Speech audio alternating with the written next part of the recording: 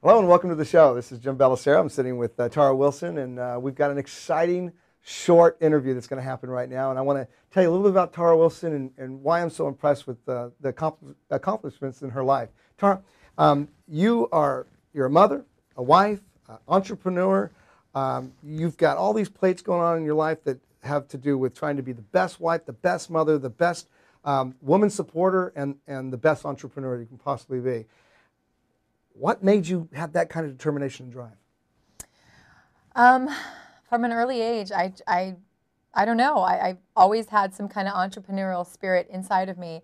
And my mom said it started around 12 years old, and I have no idea why. I know a lot of influence in high school was that all my friends came from successful parents, and they all wanted to go to college. And I was never encouraged by any of my parents to go to college, but I did because that's what my friends did. You know, you've heard the cliche that you become the average of the 5 people you hang around with most. Well, I did. And because of that, I think that set my life on a mindset that I wanted to be more and do more and achieve. And I just set one goal after another, and every time I set a goal, I go after it, and I stay committed to it. Let me ask you a question. Were you raised in a wealthy family? No. Oh. The opposite. Okay, so you saw wealth from a distance, and there seemed to be some sort of an attraction. Yeah. And you wanted that. But you didn't wait for somebody to offer it to you. You went out and got it. Right. I wasn't waiting for somebody to hand me something. I didn't have my hand out, and I wasn't waiting to hit the lottery. Then you didn't blame anybody for where you were. It was all about, okay, you made a decision. But then, okay, obviously you graduated. You ended up getting married and started having a family. And I mean, did that had to kind of prolong it or get in the way of it? What happened? No. No. One of my goals was to be a great mother, so I did stay home with my first one for almost 5 years, but I kind of worked on the side for family businesses and whatnot. I was always creating some kind of income. And my husband, a few years back, he's the one that said, you know what, you are extraordinary and you have a gift and you could be a very amazing salesperson. And he kind of pushed me into my first sales job, and I did have incredible success. And so that led to wanting to do something more. And he was the first person that said, I believe in you. And he helped me believe in myself. And once you have success after success after success, you really start getting a sense of who you are and that you could bless other people's lives by inspiring other people to do more. Let me ask you another question, because unfortunately there's a perception out there that if somebody's successful, it was a really easy thing. Elaborate on that. Oh, I always say there's no luck in sailing. I find that the harder I work, the luckier I get. I am willing to do what most people are never willing to do. My favorite quote is, the people who are interested will do whatever is convenient. People who are committed will do whatever it takes.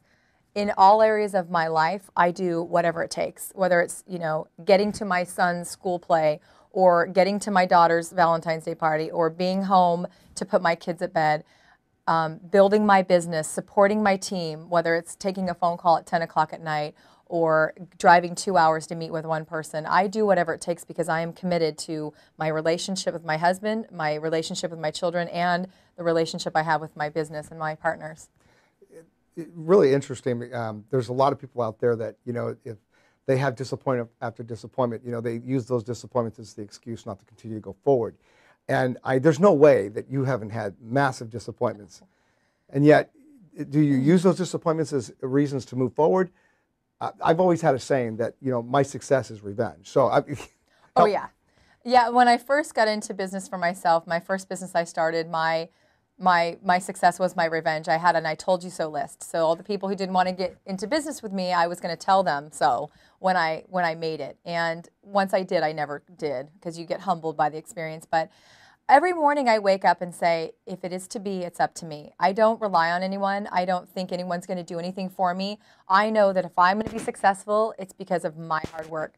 And when you don't rely on people, you don't get disappointed. Sure, people will let you down. They'll cancel on you. They will, you know, not follow up. And that's different. But in terms of my overall success, I don't count on anybody but myself. And if you don't rely on anybody, then it's hard to be disappointed. Here's the saying that I have. And then I want to end this with one last question. Believe in everybody, but count on nobody. Absolutely. Okay. Okay. Here you're a woman entrepreneur, obviously very successful. You've done several things that you've actually done extremely well. You've taken yourself to the top in several occasions. You are now becoming and have become a mentor for other women. Tell me what that means to you.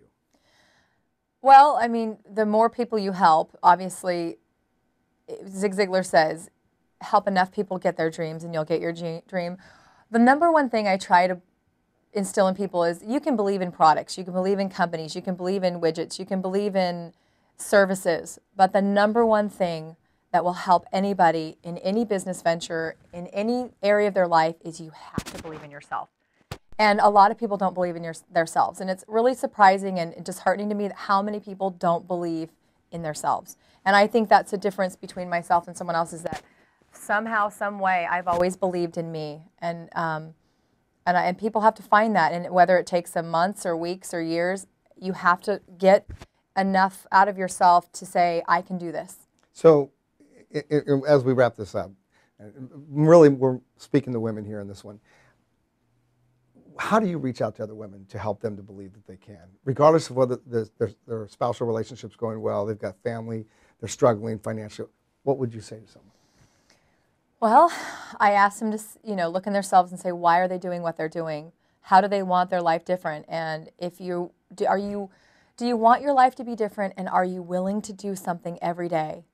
Because to go where you've never gone before in any area of your life, you have to do something you never have done before. So are you willing to give up a little bit of TV time? Are you willing to make sacrifices? And if you are, I can help you. But it has to start with, what are you willing to put out? Are you willing to do something different so that your life will be different? Because if you're not, then you're going to be average like everybody else. But if someone's willing to give a little bit, I will meet them halfway.